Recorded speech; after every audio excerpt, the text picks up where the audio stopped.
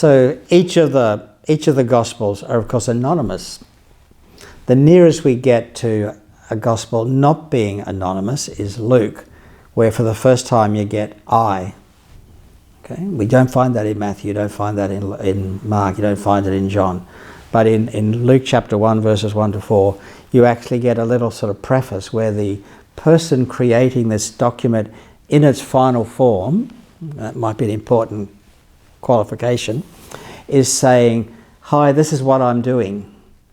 But even then, Luke, whoever it is, doesn't say, my name is Luke, and I've been hanging out with Paul, and I've been interviewing all these leaders in the early church, da da da da da. Now, because I would say Luke is probably somebody who would say, I've been reading Marcion, and I think Marcion has really got it wrong, and so I'm going to reclaim the Old Testament in the way I tell the gospel. So there's a process going on, but all of the Gospels are anonymous. In other words, they're about Jesus. They're not about the author. So that's interesting.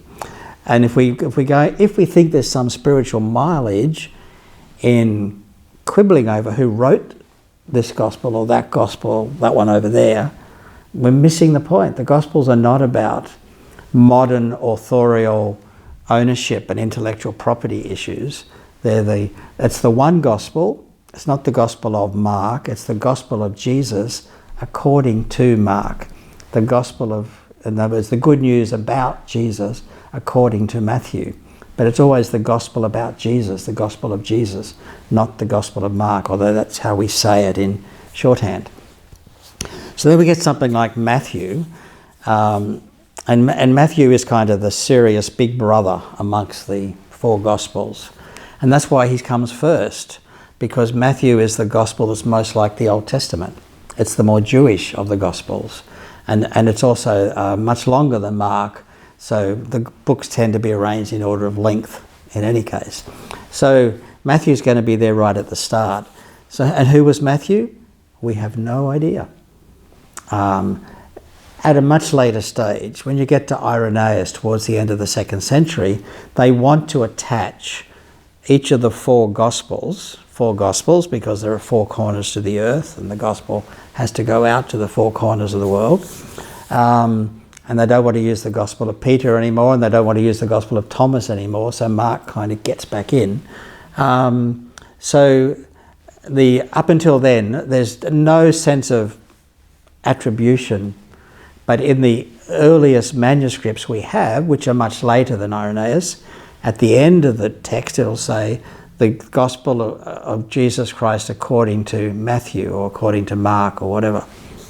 So what's going on there? Round about in the last quarter of the 2nd century, partly because of the argument with Marcion, who only wanted one gospel and the church wanted to have four, partly because of the ongoing arguments with heretics, what are commas, each of whom were putting out their own gospel. The church wanted to say, these are the books which have apostolic authority. So Matthew gets connected, one we call the Gospel of Matthew, gets connected with the character of Matthew. Mark is there because he's seen as representing Peter. Luke is there not because he's one of the apostles any more than Mark, but because he's representing Paul's voice. And the Gospel of John is seen to be representing the John figure. And of course John is one of the big names, Peter, James and John, one of the three so-called pillars of the church according to Galatians. So the attribution of Gospels to Matthew, Mark, Luke and John is about the church at the end of the 2nd century saying, you can trust these books. These books have more gravitas than the Gospel of the Saviour or the Gospel of Thomas or the Gospel of Mary or the Gospel of Peter. So it's about not exactly naming rights, but it's using an attribution as a way of giving these books unchallengeable status in the life of the church.